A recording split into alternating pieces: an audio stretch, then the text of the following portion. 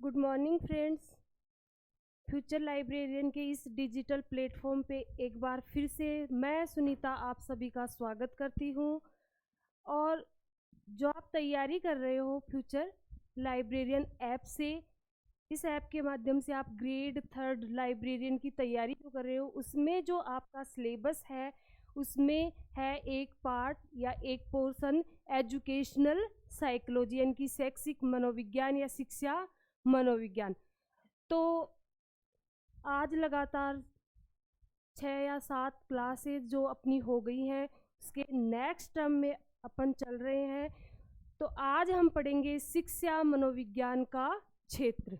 शिक्षा मनोविज्ञान का क्षेत्र यानी कि शिक्षा मनोविज्ञान जो है उसका क्षेत्र क्या क्या है, यानी कि उस शिक्षा मनोविज्ञान के अंतर्गत हमें कौन कौन से जो टॉपिक हैं वो पढ़ने हैं, यानी कि किन किन क्षेत्रों का अध्ययन जो है हम शिक्षा मनोविज्ञान में करेंगे।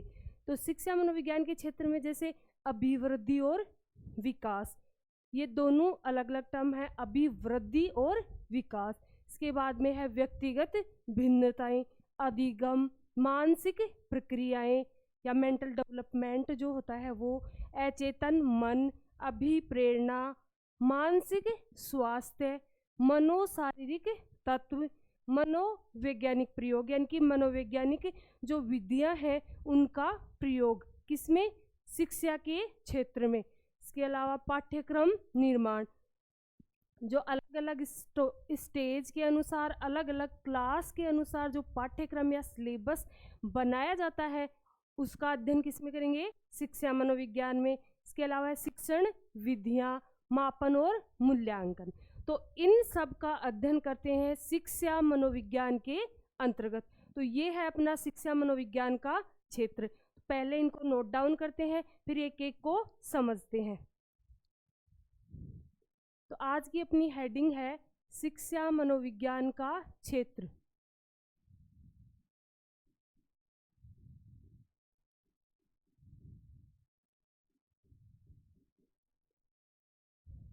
इसमें फर्स्ट है अभिवृद्धि और विकास। अभिवृद्धि और विकास,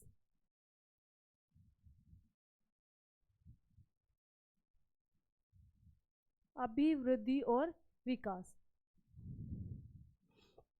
देखो, आपके जो ग्रेड 3 लाइब्रेरियन में जो सिलेबस दिया गया है उसमें सिर्फ आपकी जो साइकोलॉजी ऐड की गई है उसमें आपका सिर्फ यही दिया गया है कि शिक्षा मनोविज्ञान।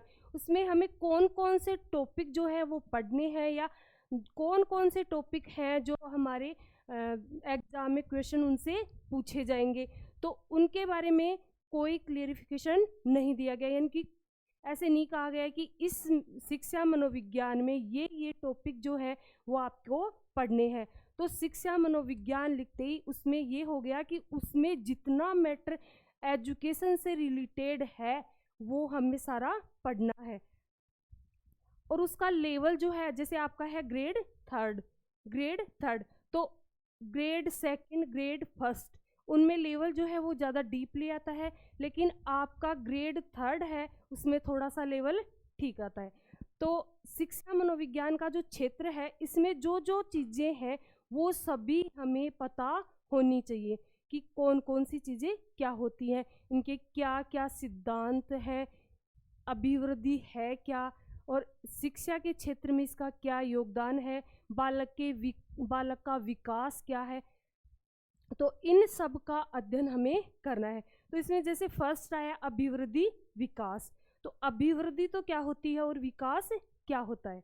देखो, अभिवृद्धि, वृद्धि का मीनिंग होता है बढ़ोतरी, अभिवृद्धि का मीनिंग है बढ़ोतरी। और जो अपना विकास है इसका मीनिंग ले सकते हैं परिवर्तन।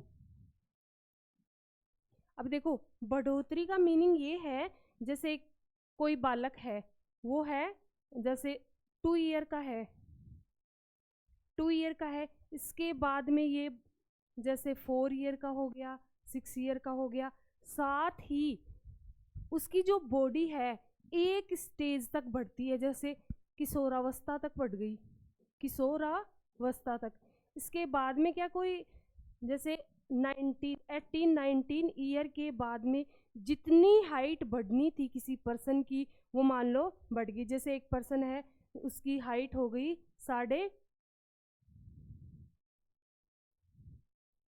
5.5 फीट, जैसे हो गई 5.5 फीट। अब क्या ये इस स्टेज के बाद में भी निरंतर बढ़ेगी क्या? जी नहीं। उसकी जो बॉडी है उसमें जो हमें परिवर्तन या चेंजेस दिख रहे हैं, वो दिखने वाले चेंजेस एक स्टेज तक आके रुक जाते हैं। यानी कि जैसे उसकी हाइट है, उसके जो हमें दिख रहा है, मतलब जैसे हमारी बॉडी है, तो उसमें जो बढ़ोतरी हो रही है वो कितने ईयर तक हो सकती है? 18-19 तक। तो ये है अपनी अभिवृद्धि, यानी कि अभिवृद्धि है बढ़ोतरी, और ये एक स्टेज तक आके रुक जाती है, एक स्टेज तक आके रुक जाती है। तो ये है अपनी अभिवृद्धि। अब विकास क्या है? विकास है परिवर्तन। जैसे उसके मेंटल डेवलपमेंट होता है, तो उसमें कैसे कैसे विकास आते हैं, कौन कौन सी स्टेज से होके वो गुजरता है। इसके अलावा जैसे बॉडी में आ गए, शारीरिक हो गए, मानसिक हो गए, संवेगात्मक हो गए, कौन कौन सी स्टेज में कौन कौन से संवेगों का जो उद्भव है वो होता है। और जो पर्सन है वो जन्म से लेके, मतलब जैसे भ्रूणावस्था है, वहाँ से लेके मृत्यु पर्यंत उसमें क्या होते रहते हैं? विकास होते रहते हैं, मतलब उसमें चेंजेज आते रहते हैं। तो विकास जो है वो भ्रूणावस्था, यानी कि जब से माँ के गर्भ में है, तो गर्भ अवस्था से लेके निरंतर कहाँ तक? मृत्यु पर्यंत, मतलब मृत्यु तक या जीवन पर्यंत, उसमें क्या होते रहते हैं? परिवर्तन। उसे बोलते हैं विकास, उसे बोलते हैं विकास। और जो उसकी बॉडी में जो परिवर्तन या चेंजेज हो रहे हैं, बढ़ोतरी हो रही है, वो भी एक निश्चित स्टेज तक, वो होगी आपकी अभिवृद्धि। इन्हें डिटेल में पढ़ेंगे अपना। जैसे ये टॉपिक पूरा हो जाएगा, शिक्षा मनोविज्ञान का अर्थ, परिभाषाएं, क्षेत्र, उपयोगिता, महत्व, ये सब। उसके बाद में अपन नेक्स्ट टॉपिक जो लेंगे वो यही होगा, अभिवृद्धि और विकास। इसके बाद में सेकंड आता है आपका,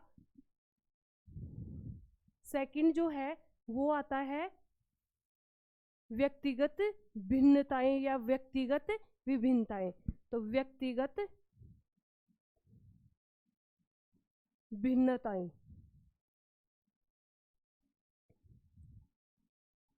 क्या होती हैं? व्यक्तिगत भिन्नताएं या व्यक्तिगत विभिन्नताएं।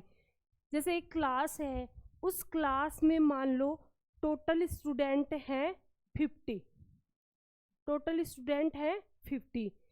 तो वो सारे 50 स्टूडेंट हैं, क्या उनका IQ लेवल सेम होगा? सबको समान रूप से याद होगा?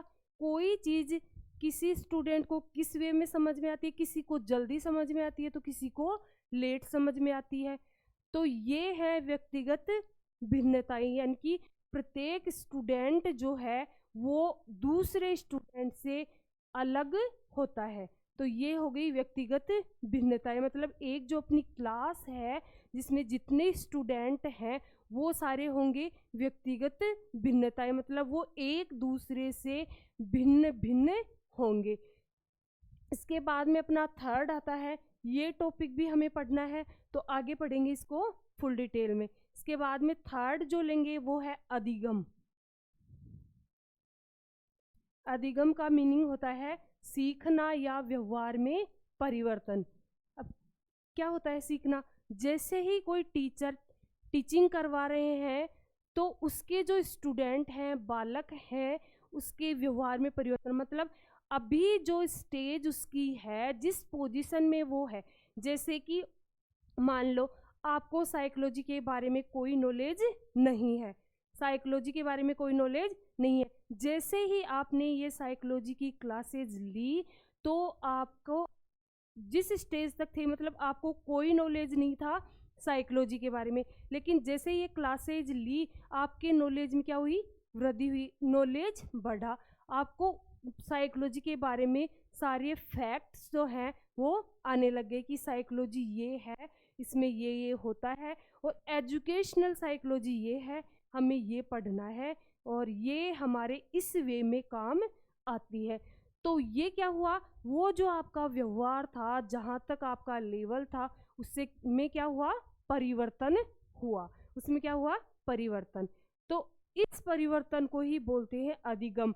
यानी कि इस प्रोसेस को क्या कहा जाएगा कि बालक ने या बच्चे ने अधिगम कर लिया, यानी कि जो हमें सिखाना था वो सीख लिया और उसके व्यवहार में परिवर्तन हो गया। तो ये है आपका अधिगम। तो अधिगम के भी सिद्धांत हैं, परिभाषाएं हैं, ये सब भी आगे डिटेल से पढ़ेंगे। फोर्थ है मानसिक प्रक्रियाएं। मानसिक प्रक्रियाएं,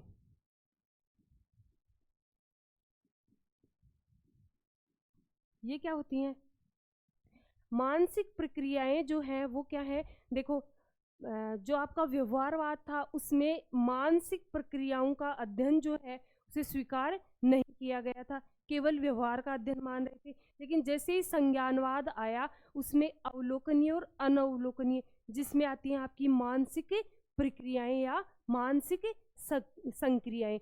मतलब अवलोकनीय का मतलब ये है जो हमें दिखाई दे, बाहर से भी हमें दिखाई दे, और जो मानसिक प्रक्रियाएं या संक्रियाएं हैं वो है अनवलोकनीय। क्यों है? क्योंकि इनका अवलोकन नहीं किया जा सकता, यानी कि इनको देखा नहीं जा सकता। तो ये है आपकी मानसिक प्रक्रियाएं। मतलब आपके माइंड में क्या चल रहा है, जैसे आप ये क्लास देख रहे हो तो अभी जो है कुछ एक पर्सन के माइंड में तो क्या चल रहा है कि चलो पढ़ लेते हैं, क्या पता काम आ ही जाए। कई स्टूडेंट ऐसे हैं जिनके माइंड में क्या चल रहा है कि नहीं नहीं, मुझे पूरे अटेंटिव मोड में होके ये क्लास पढ़नी है। कुछ एक स्टूडेंट क्या कर रहे हैं, बाइक आने वाली है, मेरा फ्रेंड आने वाला है, मैं उसके साथ घूमने जाता, छोड़ देता हूँ क्लास, स्किप कर देता हूँ। तो हमें क्या पता कि किस स्टूडेंट के माइंड में इस समय कौन कौन सी एक्टिविटी जो है वो चल रही है। तो वो है आपकी मानसिक प्रक्रियाएं। अब ये मान लो कि हमें जब पता ही नहीं है कि इस बालक के माइंड में क्या चल रहा है, तो इनका अध्ययन जो है, इनकी स्टडी जो है वो कैसे करेंगे। इसमें बताया है कि कौन सी स्टेज में, जैसे बालक का विकास हो रहा है उसकी अलग अलग स्टेज हैं। जैसे नाम तो सुना होगा कि भ्रूणावस्था, उसके बाद में बाल्यावस्था, शैशवावस्था, बाल्यावस्था, बाल्यावस्था में भी उत्तर बाल्यावस्था, उसके बाद में किशोरावस्था आ गई, फिर वयस्कावस्था और प्रौढ़ावस्था। लेकिन शिक्षा मनोविज्ञान में हमें सिर्फ किशोरावस्था तक का ही अध्ययन करना है। आगे का जो टर्म है वो किस में आता है, साइकोलॉजी में। साइकोलॉजी में व्यक्ति की, संपूर्ण व्यक्ति का अध्ययन किया जाता है, लेकिन शिक्षा मनोविज्ञान में केवल बालक का, यानी कि किशोरावस्था तक की स्टेज जो है उनका ही अध्ययन करते हैं। तो उन स्टेज में जो है बालक का मेंटल डेवलपमेंट जब हो रहा है तो उसमें कौन कौन सी प्रोसेस जो है, संक्रिया या प्रक्रिया है, वो आ सकती है। तो वो आती हैं आपकी मानसिक प्रक्रियाएं। फिर है आपका अचेतन मन। फिफ्थ जो है वो है अचेतन मन। मनोविश्लेषणवाद पढ़ाया था आपको, उसमें बताया था कि सिगमंड फ्राइड जो है उन्होंने विशेष बल दिया था अचेतन मन पे, और इन्होंने मन के कितने स्तर बताए थे, 3 या 3 प्रकार बताए थे, चेतन, अर्धचेतन और अचेतन। और जो चेतन था उसका पार्ट बताया था 10%, और 90% जो होता है वो अर्धचेतन और अचेतन होता है। अचेतन मन में क्या होता है, जैसे कि जो बाल्यावस्था होगी, किशोरावस्था होगी या फिर शैशवावस्था होगी, उन स्टेज में उस बालक ने कुछ सोचा होगा, कुछ विश की होगी, और नेक्स्ट जैसे ही उसे पूरी होने का टाइम आया तो वो जो है उसकी विश कंप्लीट नहीं हो पाई, तो वो कहाँ चल गई, उसके अचेतन मन में। अब एक होता है अर्धचेतन। अर्धचेतन जो है उसे सुप्तावस्था की भी संज्ञा दी जा सकती है। जैसे हम लोग कोई सपना देखते हैं तो वो कई बार हमें याद रहता है, कई बार हमें याद नहीं रहता। तो अर्ध चेतन का मीनिंग ये है कि अचेतन में कई बार ऐसी विशेष होती हैं जिन्हें थोड़ा सा प्रयास करने पर वो किस में आ जाती हैं, चेतन मन में। तो वो होती है अर्धचेतन मन। अर्धचेतन मन। और अचेतन में क्या होता है कि दमित इच्छाएं होती है, दबी हुई इच्छाएं होती हैं। उसकी जो विशेष थी, वो क्या चाहता था, क्या करना चाहता था, ये सारी अचेतन मन में होती है। जैसे ही हम लोग स्टडी कर रहे हैं, आप लोग तैयारी कर रहे हो और आपने पढ़ा, उसके बाद में आप रिवीजन नहीं कर रहे हो, रिवीजन नहीं कर रहे हो, वो सारी आपकी अचेतन मन में चलेगी। लेकिन जैसे ही आपने प्रयास किया, रिवीजन किया, तो वो सारी कहाँ जाएंगी, चेतन मन में, चेतन मन में। कई बार हम एग्जाम से पहले ऐसी सिचुएशन आ जाती है ना, सभी की मेंटल जो सिचुएशन है वो कैसी हो जाती है कि हमें तो कुछ याद ही नहीं है, हमें तो कुछ याद ही नहीं, ऐसे लगता है हम सब कुछ भूल गए। लेकिन वो भूलने की प्रोसेस जो हमें लगती है, वो एक्चुअल में क्या है, हमारा जो लर्न किया हुआ मैटर है वो किस मन में चला जाता है, अचेतन मन में। जैसे ही हम एग्जाम में क्वेश्चन देखते हैं, थोड़ा सा प्रेशराइज होगा, थोड़ा सा दबाव दिया, तो हमें जो चाहिए था वो अचेतन मन से किस में आ जाता है, चेतन मन में। तो ये है आपका अचेतन मन। इसके बाद में नेक्स्ट है अभिप्रेरणा या मोटिवेशन। क्या होती है अभिप्रेरणा? अभिप्रेरणा का मीनिंग है, जैसे ही किसी ने आपसे पूछा कि किस चीज़ की तैयारी कर रहे हो, आप किस एग्ज़ाम की प्रिपरेशन कर रहे हो, आप लोग उन्हें बता रहे हो कि मैं लाइब्रेरियन ग्रेड 3 की तैयारी कर रहा हूँ, तो वो आपको बताते हैं कि इसमें ये स्कोप है, बहुत अच्छा है, अच्छे से तैयारी करो, अच्छे से तैयारी करोगे तो आपका जो रेस्पेक्ट है लोगों की नज़र में वो बढ़ जाएगी और समाज में आपकी अच्छी छवि होगी, आप अपनी फैमिली के लिए ये कर सकते हो, वो कर सकते हो, खुद के लिए ये कर सकते हो। तो वो जो बोल रहे हैं उसको सुन के, उनके विचारों को सुन के, साथ ही वो बोल रहे हैं कि कोई एग्जाम्पल दे रहे हैं, उस पर्सन ने ऐसे किया था, आज उसकी जो उसका लेवल जो है इतना हाई है। तो उन सब बातों को सुन के हमारे अंदर क्या आता है कि जोश आता है और हम एक जुनून के साथ उस तैयारी में जुट जाते हैं। तो उस पर्सन ने क्या किया, हमें मोटिवेट किया। क्या किया, मोटिवेट किया। तो वो है अभिप्रेरणा। अभिप्रेरणा जो है, बाह्य अभिप्रेरणा और आंतरिक अभिप्रेरणा, दो टाइप की होती है। इसमें से जो आंतरिक अभिप्रेरणा है ना, से बेस्ट माना गया है बाह्य अभिप्रेरणा की तुलना में। बाह्य अभिप्रेरणा का मीनिंग क्या होता है, बाहर से दी जाए, और आंतरिक का मतलब खुद से ही मोटिवेट हो। और एक होता है किसी बाहरी पर्सन के द्वारा दी जाए, वो हो गया बाहरी या बाह्य अभिप्रेरणा। तो अभिप्रेरणा भी फुल डिटेल में नेक्स्ट जो टॉपिक है उसमें पढ़ेंगे। फिर है मानसिक स्वास्थ्य। 7 जो है वो है का मानसिक स्वास्थ्य। मेंटल हेल्थ मतलब क्या होता है मानसिक स्वास्थ्य? मानसिक स्वास्थ्य का मीनिंग है, जो बालक है उसका मेंटल डेवलपमेंट जो है किस प्रकार से हो रहा है, किस प्रकार से हो रहा है, और उसे बढ़ाने के लिए हम लोग क्या कर सकते हैं, कैसी शिक्षण विधियों का उपयोग करें कि बालक का आईक्यू लेवल जो है वो बढ़े। तो ये है आपका मानसिक स्वास्थ्य। इसके बाद में 8 है मनोशारीरिक स्वास्थ्य। मनोशारीरिक तत्व या स्वास्थ्य, ये क्या होते हैं? यही वो है, इसमें है मन और शरीर दोनों का डेवलपमेंट। इसके अलावा है मनोवैज्ञानिक प्रयोग। 9th जो है यहाँ ले लेते हैं मनोवैज्ञानिक प्रयोग।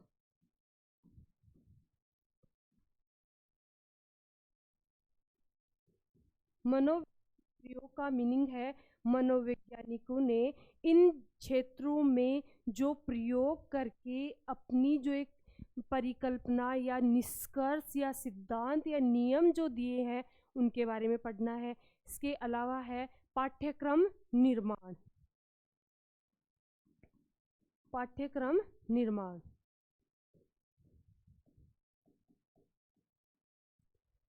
पाठ्यक्रम निर्माण, शिक्षा मनोविज्ञान में क्या होता है, पाठ्यक्रम निर्माण किया जाता है। कैसे, जैसे किसी, पहले ज्ञात किया जाएगा कि जैसे किसी की एज है 5 ईयर और एक जो दूसरा बालक है उसकी एज जो है वो 10 ईयर, 5 ईयर और 10 ईयर। क्या इन दोनों को सेम मेथड से पढ़ा दिया जाए और दोनों को समझ में भी आए? पॉसिबल नहीं है। इसका जो मेंटल डेवलपमेंट हुआ है, मतलब ये जो चीजें ग्रहण कर सकता है उसका अपना स्टेज है, और जो 10 ईयर वाला स्टूडेंट है, बालक है, उसका जो लेवल है वो अलग है। तो इन दोनों को की स्टेज और इनका डेवलपमेंट, मेंटल डेवलपमेंट देख के सिलेबस डिसाइड किया जाता है कि इस स्टेज वाले बच्चे को ये पढ़ाया जाएगा और जो उससे नेक्स्ट जो बच्चा है उस स्टेज वाले बच्चे को ये पढ़ाया जाएगा। इसी कारण से देख लो ना, 1 से 12th तक जो क्लासेज होती हैं उन सब का सिलेबस जो है वो धीरे धीरे इंक्रीज होता है। ये नहीं कि फर्स्ट से सेकंड में आते ही 12th क्लास वाला मैटर जो है वो पढ़ाने लग जाए। तो उनकी स्टेज एज को देख के और मेंटल डेवलपमेंट को, उसका जो लेवल है उसको देख के क्या किया जाता है, पाठ्यक्रम निर्माण। और शिक्षा मनोविज्ञान में ये सारी चीजें होंगी, मतलब व्यक्तिगत विभिन्नताएं भी देखेंगे, बच्चे का मानसिक स्वास्थ्य देखेंगे, उसकी अधिगम की क्षमता देखेंगे। इन सबको देखने के बाद में क्या किया जाएगा, पाठ्यक्रम निर्माण किया जाएगा। तो पाठ्यक्रम निर्माण में भी कौन हेल्पफुल है, एजुकेशनल साइकोलॉजी। इसके बाद में है शिक्षण विद्या,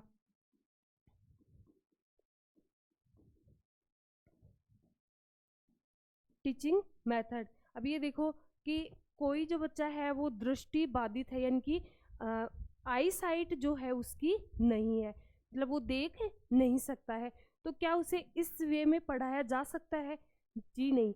उसके लिए ब्रेन लिपि जो मेथड है वो काम में लिया जाएगा। ऐसे ही कोई बच्चा जो है मानसिक विकार से ग्रस्त है, मतलब उसमें इतनी क्षमता नहीं है कि वो किसी भी चीज को जल्दी ग्रहण कर सके, तो उसके लिए अलग से शिक्षण विधि का प्रयोग किया जाएगा। जो प्रतिभाशाली बालक है, मतलब जो अधिगम जो है बहुत जल्दी कर लेते हैं या बहुत जल्दी सीख जाते हैं। कई कई बच्चे ऐसे होते हैं जो सिर्फ एक बार समझाने पे ही सारा मैटर जो है उनके क्लियर हो जाता है, और कई बच्चे ऐसे हैं जिनको 2 बार या 3 बार पढ़ना पड़ता है। तो उसके लिए जैसे जैसे बालक का डेवलपमेंट हुआ है उसके अकॉर्डिंग शिक्षण विधियों का चयन किया जाता है। तो इसमें शिक्षा मनोविज्ञान में बताया गया है कि किस बालक के लिए, मतलब किस प्रकार के बालक के लिए कौन सी शिक्षण विधि उत्तम होगी, उसे कौन सी शिक्षण विधि से टीचिंग करवाई जाए, पढ़ाया जाए कि बालक को समझ में आ सके और वो अधिगम कर सके। इसके बाद में है मापन और मूल्यांकन। मापन और मूल्यांकन, मापन और मूल्यांकन। मापन का मीनिंग है मेजरमेंट, यानी कि जैसे आपको दी A grade they the, result के तौर पर ए ग्रेड दे दी, इस 96% जो है अचीव किए हैं, तो वो हो गया आपका मापन। यानी कि एग्जाम लेने के बाद में आपको जो मेजरमेंट दिया जाता है वो है मापन। और मूल्यांकन क्या है, जैसे बीच बीच में आपके टेस्ट होते रहते हैं, साथ ही आपका जो करेक्टर है वो कैसा है, इन सब के बारे में मतलब डे टू डे कंटिन्यू जो आकलन होता रहता है वो है आपका मूल्यांकन। तो मापन और मूल्यांकन किस किस प्रकार से किए जा सकते हैं, इन सब का अध्ययन किया जाएगा शिक्षा मनोविज्ञान में। तो ये है आपका शिक्षा मनोविज्ञान का क्षेत्र। इसके बाद में देखो शिक्षा मनोविज्ञान का महत्व और उपयोगिता। नेक्स्ट जो हेडिंग है वो है अपनी शिक्षा मनोविज्ञान का महत्व और उपयोगिता। महत्व और उपयोगिता।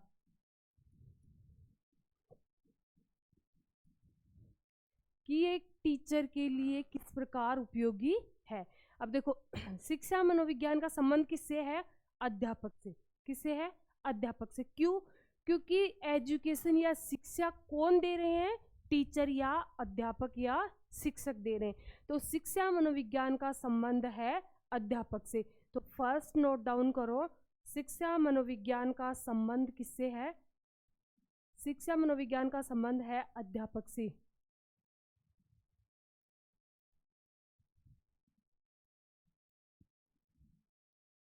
अध्यापक से।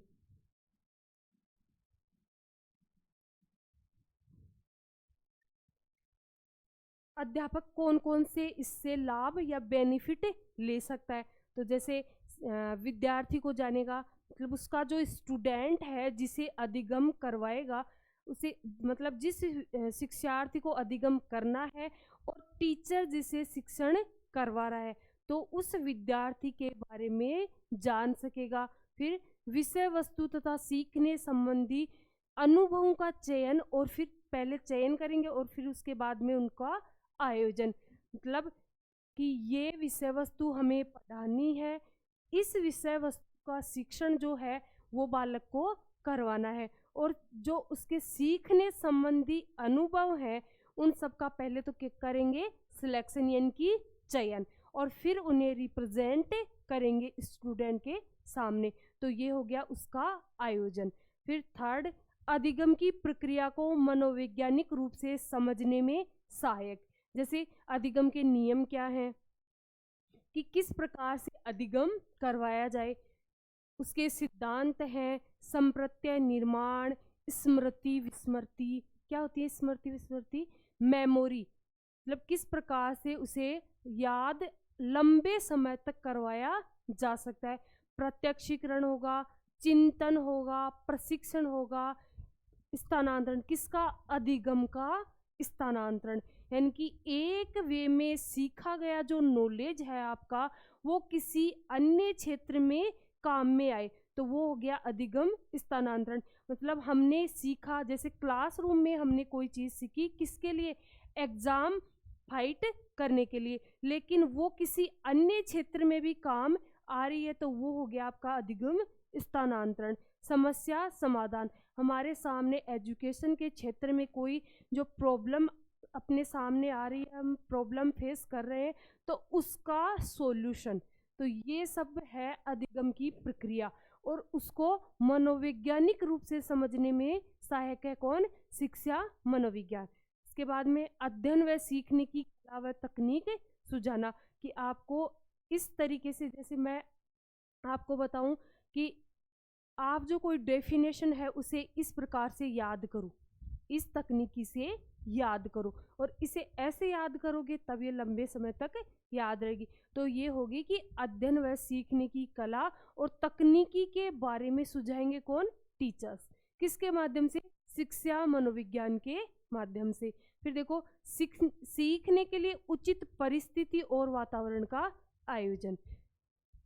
उचित परिस्थिति और वातावरण का आयोजन, जैसे एक तो आपको माहौल दिया जाए कि आपके आसपास जो है कोई शोरगुल नहीं हो रहा है, कोई आवाज़ जो है वो नहीं हो रही है, साथ ही आपको जो जो तकनीकी सुविधाएं चाहिए वो सारी अवेलेबल करवाई जा रही हैं। तो एक तो आप उस वातावरण में, उस एनवायरनमेंट में अध्ययन कर रहे हो, या मतलब सीख रहे हो, कुछ अधिगम कर रहे हो, और दूसरा ये कि चारों तरफ शोर शराबा है, इसके अलावा आपके पास जैसे बुक भी नहीं है, तो ये वातावरण बेस्ट है या वो वाला?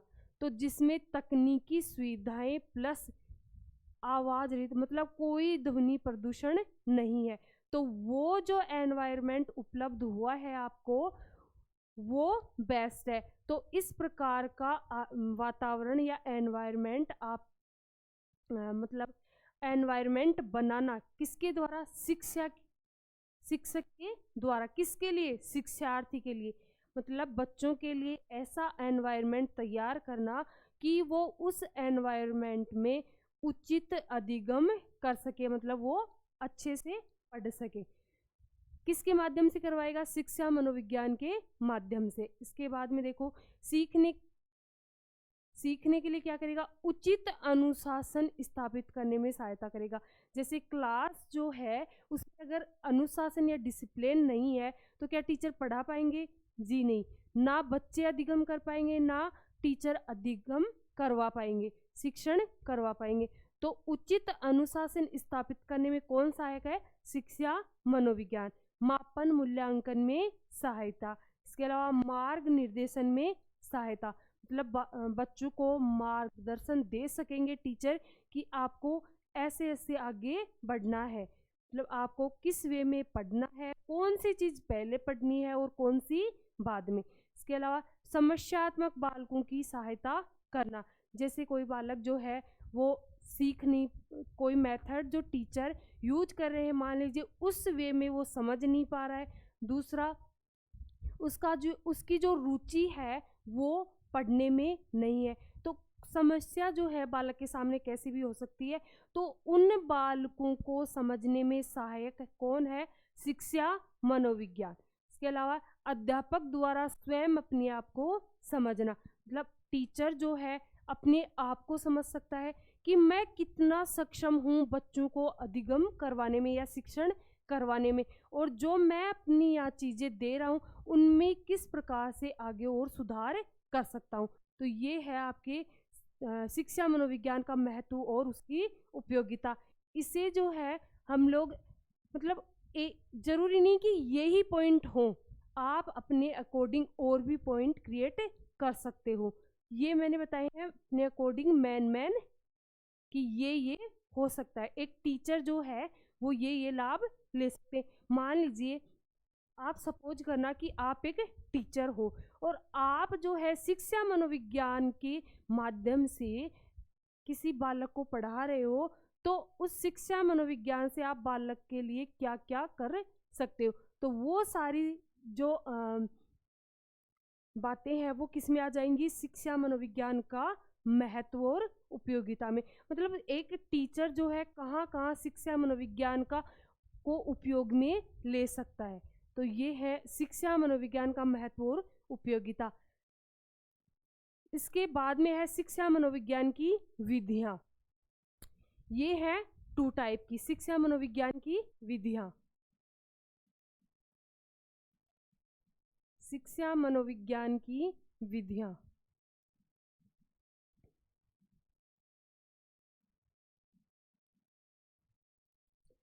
इन्हें 2 प्रकार में बांटा गया है। पहला है आत्मनिष्ठ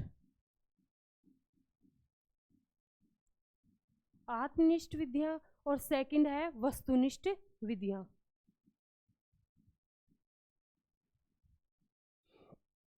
इसमें आती है आपकी आत्मनिरीक्षण,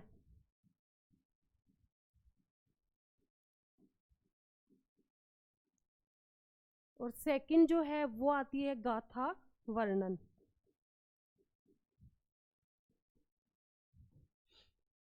इसमें आती है आपकी जैसे निरीक्षण, फर्स्ट है निरीक्षण,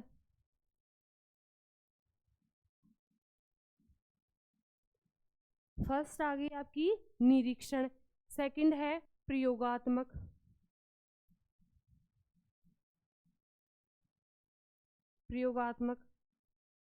इसके बाद में व्यक्ति इतिहास विधि। आप लोगों को इन विधियों का नाम प्लस किसने इनका प्रतिपादन किया है ये आपको याद रखने हैं। फोर्थ है प्रश्नावली,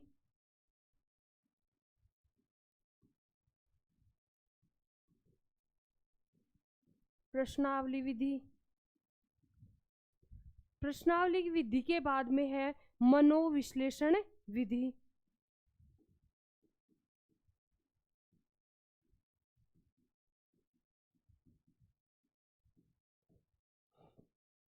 पहले यहां तक समझते हैं। जैसे है आत्मनिष्ठ विधियां, इसमें फर्स्ट है आत्मनिरीक्षण और सेकंड है गाथा वर्णन। अब देखो आत्मनिरीक्षण क्या होता है?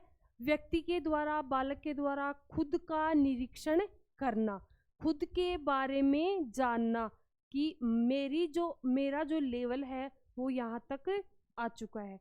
तो वो हो गया आत्मनिरीक्षण। मेरा व्यवहार जो है किन परिस्थितियों में कैसा रहता है, खुद व्यक्ति के द्वारा, स्वयं के बारे में निरीक्षण करना, वो है आत्मनिरीक्षण।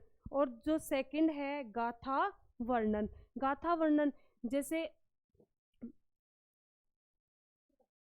प्राचीन ग्रंथ हैं, साथ ही जैसे इतिहास जो है उसके बारे में किसी लेखक ने लिखा और उसका वर्णन किसके थ्रू? गाथा के थ्रू कर रहा है। मतलब वो गा रहा है कि उस टाइम पे ये हुआ था, उस टाइम पे ये हुआ था, तो वो हो गया आपका गाथा वर्णन। और जैसे वस्तुनिष्ठ, आत्मनिष्ठ में क्या है? खुद के विचार। आत्मनिष्ठ का मीनिंग क्या है? खुद के विचार। और वस्तुनिष्ठ का मतलब जैसा है वैसा का वैसा। जैसे फर्स्ट है निरीक्षण, इसके प्रतिपादक है वाटसन,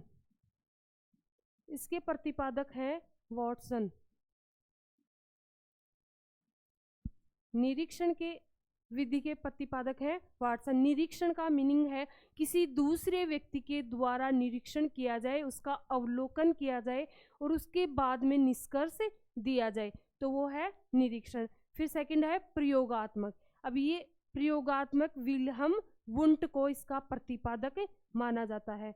विलियम वुंट क्यों माना जाता है? क्योंकि शिक्षा मनोविज्ञान की प्रथम प्रयोगशाला जो है किसने स्थापित की थी? विलियम वुंट ने। तो प्रयोगात्मक जो विधि है उसका जनक है विलियम वुंट। फिर है व्यक्ति इतिहास यानी कि केस स्टडी। इसके जो प्रतिपादक है वो है टाइडमैन। कौन है? टाइडमैन।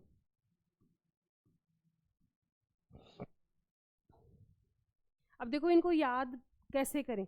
जैसे है निरीक्षण हमने वाटसन की डेफिनेशन जो देखी थी उसमें देखा था कि वॉट यानी क्या और सन यानी बेटा या फिर सूर्य। सन के बारे में पूछ रहे हैं कि क्या है सन, तो सन को जानने के लिए क्या करना पड़ेगा? निरीक्षण करना पड़ेगा। क्वेश्चन किया गया व्हाट इज सन, तो सन को जानने के लिए हमें करना पड़ेगा निरीक्षण। इसके बाद में प्रयोगात्मक, तो इससे याद कर लो कि विलियम वुंट ने मनोविज्ञान की प्रथम प्रयोगशाला स्थापित की और प्रयोग भी विलियम वुंट ने ही किया। तो ये होगी आपकी प्रयोगात्मक विधि विलियम वुंट। फिर देखो व्यक्ति इतिहास विधि। तो मैन से तो ले लो व्यक्ति, जैसे कोई आदमी जो है उसकी डेथ हो गई और वो कैसा हो गया? टाइट हो गया। टाइट से ले लो आप टाइट, मतलब उसकी बॉडी जो है वो बिल्कुल टाइट हो गई, उसमें जकड़न आ गई। तो उसमें पूछ रहे हैं कि इस मैन की बॉडी जो है वो टाइट क्यों हो गई? तो वो कोई अन्य पर्सन जो वो बता रहे हैं कि व्यक्ति का इतिहास ही ऐसा है जिसमें अगर आप देखोगे तो किसी पर्सन की डेथ हो जाती है तो उसकी बॉडी जो है वो क्या हो जाती है? जकड़ जाती है, इनकी उसमें जकड़न आ जाती है या टाइट हो जाती है। तो इससे याद कर लो आप व्यक्ति इतिहास विधि केस स्टडी टाइड मैन। इसके बाद में है प्रश्नावली विधि। प्रश्नावली विधि के जनक जो है, आदि जनक तो किसको मानते हैं? सुकरात को। सुकरात जो है वो है आदि जनक। प्रश्नावली विधि के जनक माने जाते हैं। मान लो किसी पर्सन ने कोई आवाज सुनी, और कब सुनी? नाइट में, यानी कि रात में आवाज सुनी, तो वो क्या करने लगे? प्रश्न करने लगे, प्रश्न पूछने लगे। तो प्रश्न से याद करो रात और यानी कि सुकरात। प्रश्नावली विधि के आदि जनक हो गए सुकरात। इसके बाद में मनोविज्ञान में इसका प्रयोग किसने किया? तो वो है वुडवर्थ। मनोविज्ञान में प्रयोग वुडवर्थ। फिर है मनोविश्लेषण विधि। मनोविश्लेषणवाद जिसने दिया था उसी ने मनोविश्लेषण विधि का प्रतिपादन किया, यानी कि सिगमंड फ्रायड। तो मनोविश्लेषणवाद से याद कर लो, मनोविश्लेषण विधि, और जनक कौन है? Sigmund Freud. तो ये होगी अपनी वस्तुनिष्ठ विधियां। नेक्स्ट देखते हैं वस्तुनिष्ठ विधियों में ही समाजमिति विधि। समाजमिति, समाजमिति विधि के जो प्रतिपादक हैं J.L. मोरेनो। J.L. मोरेनो। तो देखो समाज में क्या है?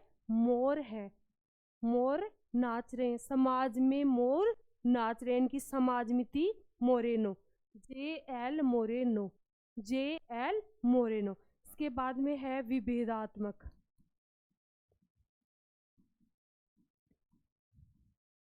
विभेदात्मक विधि, इसके हैं केटल। अब देखो दो चाय बनाने वाले लोग हैं, दो चाय बनाने वाले लोग हैं, तो एक आदमी जो है वो किसी एक को ऑर्डर दे रहे हैं कि भैया दो चाय बनाना, तो दूसरा बोल रहा है इससे नहीं इससे लो, इससे नहीं इससे लो, यानी कि वो क्या कर रहे हैं? विभेद कर रहे हैं। किसमें? किसमें कर रहे हैं? केटल में। मतलब विभेद कैसे कर रहे हैं केटल में? कि उसकी जो केटल है, टोकरी है, या जिस पॉट में चाय रखते हैं, केटल, केतली जो है वो है, इसकी जो है पहले मान लो 2 पर्सन है, ये फर्स्ट और ये सेकंड, फर्स्ट और सेकंड क्या बना रहे हैं? चाय बना रहे हैं। तो एक पर्सन बोल रहा है कि इसको ऑर्डर दिया, क्या दिया? ऑर्डर दिया कि दो चाय बनाना। तो ये 2 पर्सन थे, इसमें से ये बोलता है कि इससे नहीं, सेकंड जो पर्सन है उससे चाय लो। तो ये पूछ रहे हैं कि क्यों? चाय तो दोनों ही बना रहे हैं।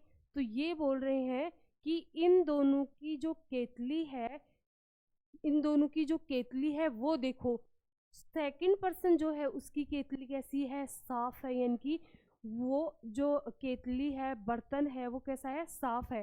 केटल कैसा है? साफ है। और जो फर्स्ट पर्सन है उसका केटल साफ नहीं है, उसकी केतली साफ नहीं है। तो हमें कौन से पर्सन से ऑर्डर करना है? सेकंड पर्सन को। यानी कि वो क्या कर रहे हैं? इसमें विभेद कर रहे हैं कि इस पर्सन से नहीं, इस पर्सन की जो केतली है उसे देख के हमें जो चाय लेनी है कौन से पर्सन से लेनी है? सेकंड पर्सन से। यानी कि विभेद कर रहे हैं किसमें? केटल में। उन दोनों की केतली को देख के, केटल को देख के क्या कर रहे हैं? विभेद। तो विभेदात्मक के हो गए आपके केटल। इसके बाद में है विकासात्मक।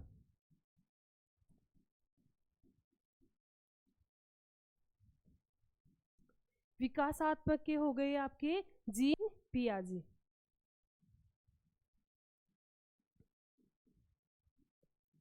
मान लो किसी पर्सन का जो विकास हो रहा है, मान लो आनुवंशिक रूप से हो रहा है, तो आनुवंशिक रूप से विकास हो रहा है, तो उसके लिए कौन रेस्पॉन्सिबल है? जीन्स, पर्सन के जीन्स।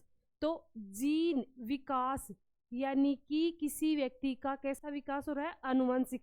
इसके लिए रेस्पॉन्सिबल कौन है? जीन। और जीन से जीन पियाजे। तो विकासात्मक जो विधि है उसके जनक हो गए जीन पियाजे। इसके बाद में है तुलनात्मक।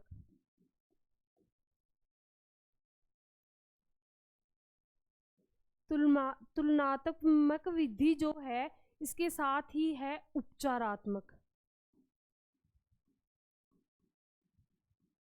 तुलनात्मक और उपचारात्मक विधि। तो तुलनात्मक और उपचारात्मक विधि जो है वो क्या होती है? तुलनात्मक मतलब पहले तुलना की जाएगी, जैसे कोई प्रॉब्लम, किसी बालक जो है, 2 बालक हैं, उनके बीच में पहले की गई तुलना। तुलना के बाद में जो रिजल्ट आया उसमें पाया गया कि एक पर्सन जो है उसके सामने कोई समस्या है, कोई प्रॉब्लम है, तो उसका क्या किया जा रहा है? उपचार। उसका किया जा रहा है उपचार। तो ये होगी तुलनात्मक और उपचारात्मक विधि। इसके बाद में है रेटिंग विधि।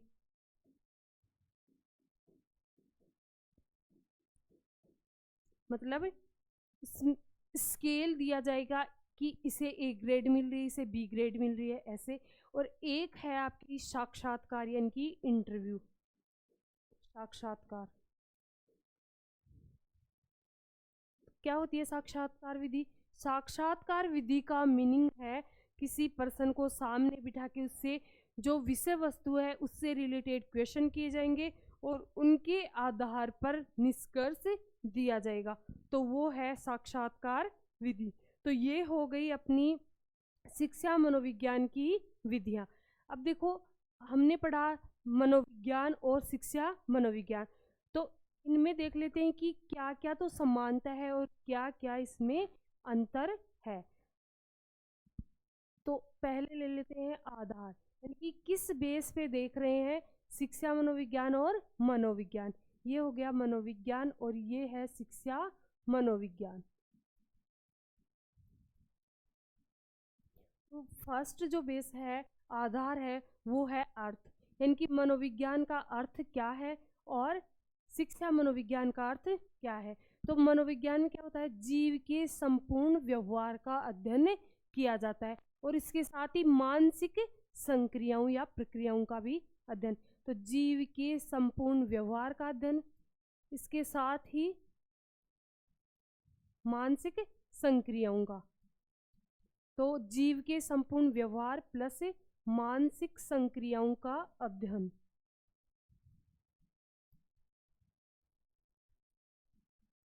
ये किसका विषय है? मनोविज्ञान का। और जो अपना शिक्षा मनोविज्ञान है उसमें किसका अध्ययन किया जाएगा? छात्र का, छात्र के व्यवहार का। और किन परिस्थितियों में? शैक्षिक परिस्थितियों में।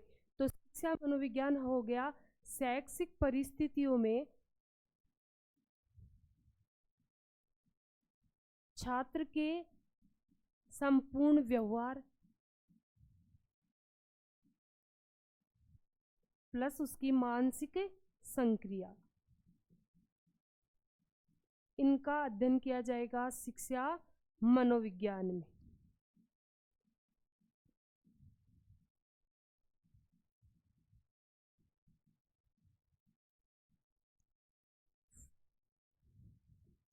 तो फर्स्ट जो अंतर है वो हो गया अर्थ के आधार पर।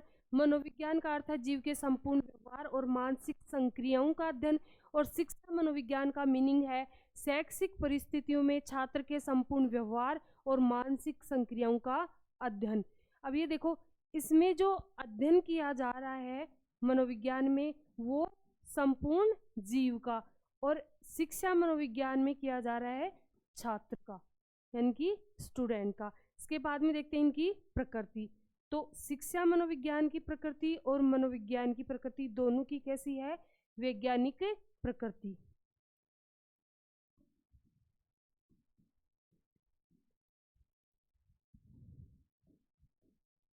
प्रकृति के बाद में देखते हैं स्वरूप, किसका स्वरूप जो है वो कैसा है।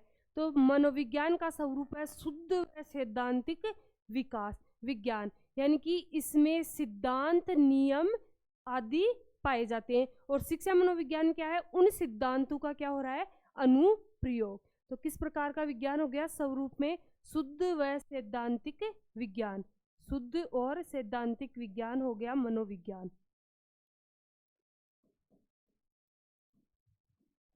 और जो आपका शिक्षा मनोविज्ञान है वो कैसा हो गया? व्यवहारात्मक या अनुप्रयोगात्मक, अनुप्रयोगात्मक या व्यवहारात्मक।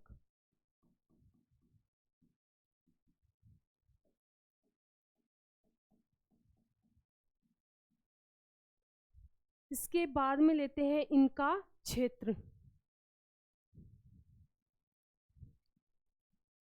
तो मनोविज्ञान का जो क्षेत्र है वो है जीव का संपूर्ण व्यवहार, जीव का संपूर्ण व्यवहार।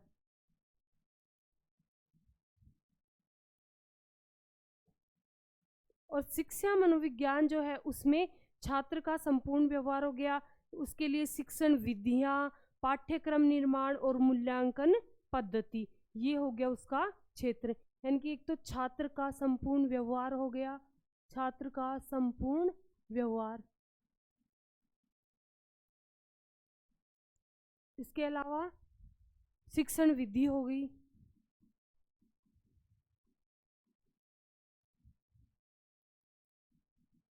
प्लस शिक्षण विधियों के अलावा पाठ्यक्रम निर्माण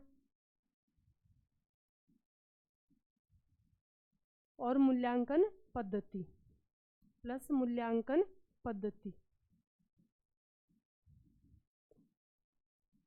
ये हो गया शिक्षा मनोविज्ञान का क्षेत्र। इसके बाद में महत्व,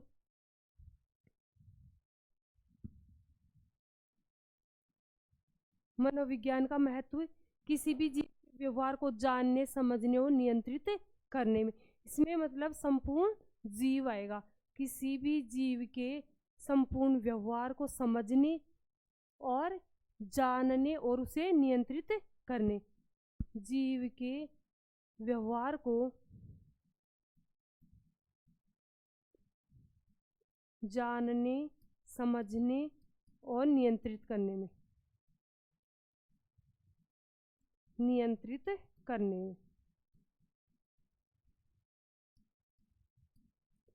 और जो आपका शिक्षा मनोविज्ञान है, ये छात्र के व्यवहार और शैक्षिक परिस्थितियों को जानने, समझने और नियंत्रित करने में। इसमें क्या आएगा? छात्र के शैक्षिक व्यवहार को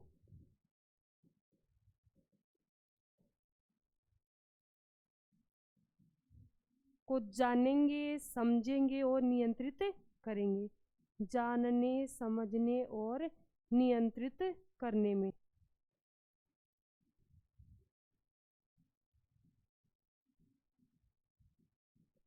अब देखो संबंध, कि इनका संबंध जो है वो किससे है।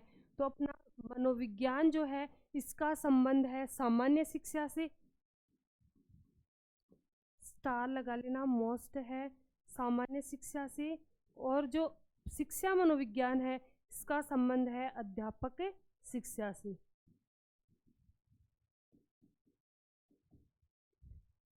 तो ये हो गया अपना शिक्षा मनोविज्ञान और मनोविज्ञान में कौन कौन सी समानताएं हैं और कौन कौन सी विभिन्नताएं हैं। तो आज के लिए इतना ही, कल मिलते हैं नेक्स्ट टॉपिक के साथ। तब तक के लिए एक बात और, कल जो है इसके कुछ क्वेश्चन देखेंगे हम। जो टॉपिक हमने पढ़ लिया उसके कुछ क्वेश्चन देखेंगे कि किस प्रकार के क्वेश्चन जो है वो बन सकते हैं। तो कल मिलते हैं इसके नेक्स्ट टर्म के साथ, इसके क्वेश्चन के साथ। तब तक के लिए जय हिंद, जय भारत, राम राम।